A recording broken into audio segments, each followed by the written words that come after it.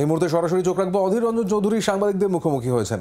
তোমার ঘরে এলে তাকে আতিথ্যতা করতে ত্রুটি করো না।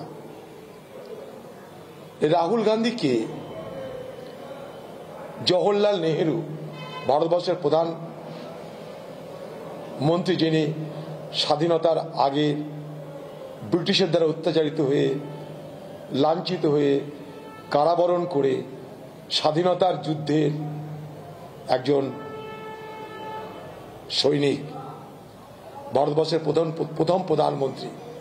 তারপর ইন্দিরা গান্ধী বাংলাদেশ গঠন করলেন, দেশের জন্য শহীদ হলেন, বুকে গুলি নিয়ে তিনি দেশ মাতৃকাকে রক্ষা করতে প্রাণ দিলেন। রাজীব গান্ধী এই দেশের অখণ্ডতার জন্য যাকে শহীদ হতে হলো। সোনিয়া গান্ধী ভারতবর্ষের প্রধানমন্ত্রীত্বের পদ ত্যাগ করে যিনি বলতে চেয়েছিলেন আমার অন্তরের অন্তরাত্মা বলছে আমি নয়, অন্য কেউ ভারতবর্ষের প্রধানমন্ত্রী হন। তার ছেলে রাহুল গান্ধী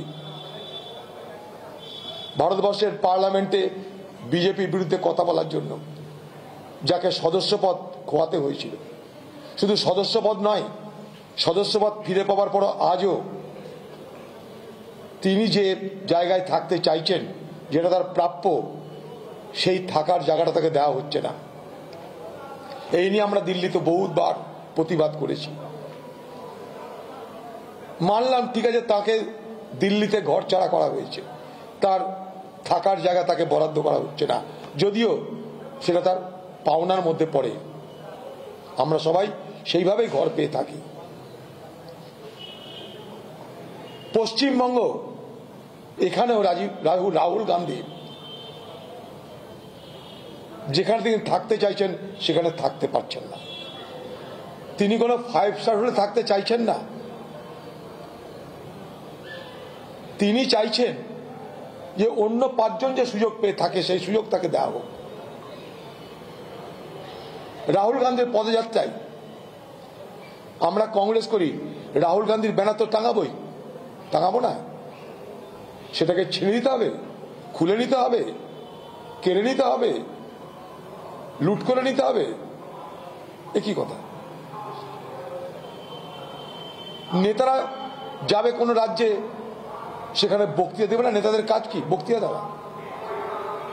রাহুল গান্ধীকে সেই বক্তব্য রাখার সুযোগ দেওয়া হচ্ছে না, নানা আইনের ছলনায়। আমি পুলিশের সঙ্গে কথা বললাম শিলিগুড়িতে,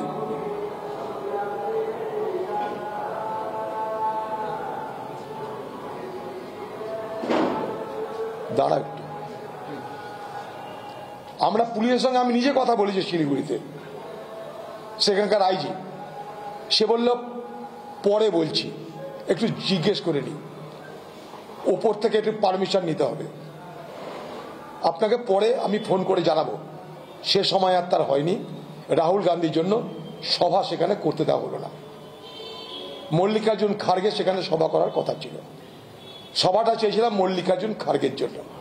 যে মল্লিকার্জুন খার্গেকে বাংলার মুখ্যমন্ত্রী, প্রধানমন্ত্রী রূপে দেখতে চান, সেই বাংলায় মল্লিকার্জুন খার্গে রাহুল গান্ধীদের বক্তব্য রাখার অনুমতি দেওয়া হয় না। একই রকমভাবে পোস্টার ছেঁড়া, ব্যানার খুলে নেওয়া, রাহুল গান্ধী কোনো ছবি টাঙিয়েছে, তার সামনে সরকারি দলের বড় বড় পতাকা ফেস্টুন টাঙানোর মধ্যে কোনো রাজনৈতিক শিষ্টাচার আছে বলে আমি মনে করি না। রাহুল গান্ধী মালদায় আসবে, সরকারি ভবন মানে থাকার জায়গা নাই, যা দুপুরে খাবার জন্য একটা জায়গা চেয়েছিলাম, শেষ দপ্তরে দেওয়া হবে না। মাঠ ঘাট খুঁজে তার জন্য একটা জায়গা করেছি, সেখানে তাকে দুপুরে খাওয়াতে তো হবে আমাদের। আসছি মুর্শিদাবাদে, এখানকার স্টেডিয়াম সবাইকে দেওয়া হয়, রাহুল গান্ধীর জন্য দেওয়া হবে না। কি নাকি অনেক রকমের নিয়ম কানুন আছে। এফইউসির মাঠ চাইলাম আমরা, দেওয়া যেতে পারে, কিন্তু চারদিকে ঘেরা, ঢুকবে কোথায়? গাড়ি ঢুকবে কোথায়? প্রশাসন বলছে ভেঙে নিন, আবার পাঁচিল তৈরি করে দিলেন। তাতে চিঠি করুন, পরে আমরা দেখছি। স্টেডিয়াম দেওয়ার জন্য আজ না কাল, কাল না পরশু এখানকার জেলা শাসক বলছে আমি এখন হোল্ড করে রেখেছি, পারমিশন দিইনি, একটু উপরে জিজ্ঞেস করতাম। এই উপরে জিজ্ঞেস করার ব্যাপারটা কি আজও আমাদের কাছে ধোঁয়াশা। আর উপরে জিজ্ঞেস করার নামে একটার পর একটা জায়গা, যেটা সরকারি জায়গায় যে কেউ ব্যবহার করতে পারে। সরকারি ভবন সরকারি ভবন, কোনো পার্টির কোনো ব্যক্তির নিজস্ব ভবন নয়। তার সুযোগ থেকে আমরা বঞ্চিত হচ্ছি। এটা কি হচ্ছে? এটা কি কোনো দরকার ছিল? রাহুল গান্ধীর পদযাত্রা কিন্তু সর্বভারতীয় ঘোষিত পদযাত্রা, এটা লুক্কায়িত কিছু নয়, ঘোষিত পদযাত্রা। দেখুন, কন্যাকুমারী থেকে কাশ্মীর বিভিন্ন স্থানে আমি রাহুল গান্ধীর সঙ্গে ছিলাম, কোথাও কিন্তু এ সমস্যা হয়নি যে রাহুল গান্ধীর মতন কংগ্রেসের ব্যক্তিদের সামান্য দাঁড়িয়ে দুটো খাবার সুযোগ থেকে বঞ্চিত হতে হয়েছে। এই দৃশ্য আমাদের দেখতে হয়নি।